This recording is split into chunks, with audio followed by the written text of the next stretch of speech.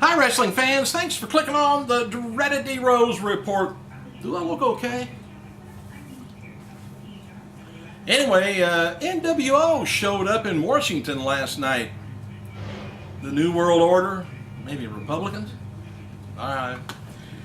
Jerry Lawler's flight to Minneapolis, by the way, for the Bragging Rights pay-per-view caught on fire and had to make an emergency landing at Syracuse, New York. The WWE Hall of Famer mentioned it during the pay-per-view broadcast. Don't know whether they caught it or not, but the unique banner in which Daniel Bryan's being promoted on television as a nerd character is the brainchild of Vince McMahon.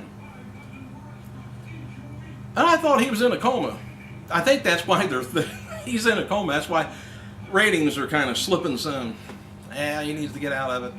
You know, that kind of remind me back to the old days, that little skit they did on Monday night with the old Austin era, the Attitude Era. I liked it. Wish they'd get back to it. And they even did a little bit higher rating too that day. Anyway, when Michael Cole chastised the U.S. champion over commentary, it was the WWE chairman feeding Cole lines that Cole developed his own insults. Attaboy, Cole, doing good. Evan Bourne, he's hopeful to return to the ring in time for WrestleMania after undergoing surgery on his shoulder. He's expected to be sidelined until maybe at least February, so hopefully they can come up with a storyline for him to fit into WrestleMania. In a pretty embarrassing new video, I don't know, this is just awful. When you got 50-year-old people flashing you, I'm just done with it. Wrestling legend Hulk Hogan is shown playing the Def Jam Rockstar video game with his daughter Brooke and his friend Jimmy Hart. Okay, that's all right. Hogan is shown playing the game with his daughter and then turns to the camera and exposes himself. He really does. He's got those little shorts, yellow shorts he always wears. He pulls back the pants leg of the shorts and there's his junk. Anyway, I don't know the story behind that or what the deal was, but he knew he did. I mean, it wasn't no accident. It was an accident. I clicked on the video to watch it, but although Bret Hart's advertised for this coming Raw in Manchester, England, he's not going to be appearing. According to his Facebook, Hart's page announced that he was no longer scheduled for Raw, but is going to appear on other dates, I guess. He's currently scheduled for the WWE European Tour of following cities. By the way, he's going to be in London, Brussels, Nuremberg, Cologne, Mannheim, and Istanbul. Attendance for this past weekend's TNA live tour was dubbed horrible, especially considering that the World Heavyweight Champion Jeff Hardy headlined the card too. Thursday in Minnesota, they drew 600 people. Friday, Springfield, Missouri. Well, I guess that was in Missouri too. Anyway, in Missouri, they drew in Springfield 300 people. And Saturday in West Plains, they drew 500. And I don't know whether it's their, it can't be their pricing, because I think they got decent pricing, and their shows like that are great. They need to be seen, but I don't know what's the advertising. I'm not sure what it is. Ricky Morton of the Rock and Roll Express fame is strongly hinting on his Facebook account that he's heading to TNA. He's offered a job as a producer and has said that the 80s tag team star would be assisting talent in structuring matches that would have no creative input to the finishes. TNA wrestling officials had discussed with former WWE performer Serena Deeb in regards to her joining the organization. You know, instead of getting so damn many people that keep coming to TNA and the needle not move, let's concentrate on what we're doing, what we got. You got some great talent. I don't need to just... Anyway. November programming schedule for WWE Classics on Demand has been revealed. It's got J.J. Dillon's name has been discussed for an induction to the next year's Hall of Fame class, by the way. It should it occur, is expected to be inducted with the Four Horsemen rather than a group rather than by himself, to do it as a group. WWE Creative has been discussing keeping the Nexus together through WrestleMania and then splitting the group via an annual draft in April. Makes sense. According to Hartford Current, Linda McMahon will not be returning for work in World Wrestling Entertainment. She sold all of her stock. She just up and quit, resigned.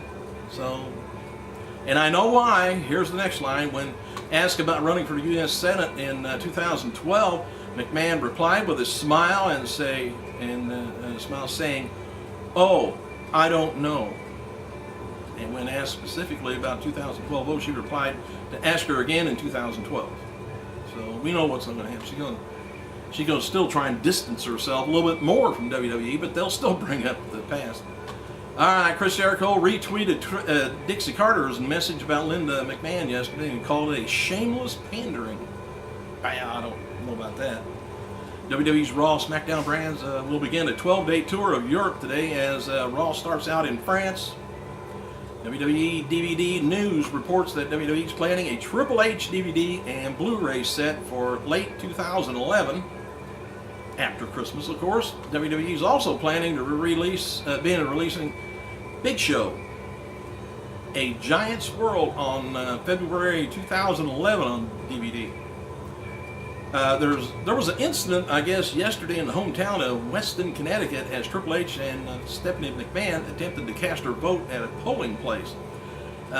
Stephanie and Linda, supporters from her campaign and film crew that they had hired, showed up to film the crew, doing a documentary, I guess, documentation on Linda, daughter and son-in-law casting their votes. Linda isn't registered to vote in Weston, so she wasn't allowed in. She also violated the rules as a candidate and can't be within 75 feet of polling places after she was invited by the Girl Scouts to take a photo. Glenn Major, a poll monitor, told Linda she could not enter the area and that she was in, and she quickly moved out and accepted the distance. Linda made an error. She truly made an error, Major said, but left immediately. No harm, no foul. She didn't win, so can't have a recount. McMahon spoke to Sean McCoy, said that Linda has been documenting her campaign travels across Connecticut for a film for personal use, that the footage will not be reproduced publicly. Good. It's not going to be well, anyway, go on with that, saying the same thing. Anyway, in case you missed it on last night's NXT, Oksana slapped Goldust after marrying him, which I could relate to that. Perhaps the storyline, Oksana won't be deported now that she's married. Who needs a Goldust? And wedding cameo saw Ted DiBiase Sr., Cody Rhodes, Dusty Rhodes, and Ted DiBiase Sr. tried crashing the party but was stopped by the $1 Million Man. Dark main event after last night's SmackDown taping saw we didn't see Edge defeat Kane by DQ. Joey Styles wrote on his Twitter that WWE is working on a Where Are They Now featuring Lita for the website. I wish they'd do that every once in a while. Anyway, Sabu's been told by TNA officials that he won't be being used after next Sunday's pay-per-view Turning Point in Orlando. Sabu will be wrestling the EV 2.0 versus Fortune match that was stipulated where the winning team gets to pick an opponent to be fired. Guess who? Storyline firing and Sabu's release maybe separate, but maybe not. Is that a spoiler or not? I don't know. All right, officials told him that they have no creative plans for him after Turning Point. They chose to, or they closed to Sabu, noted that he was disappointed in the news, though.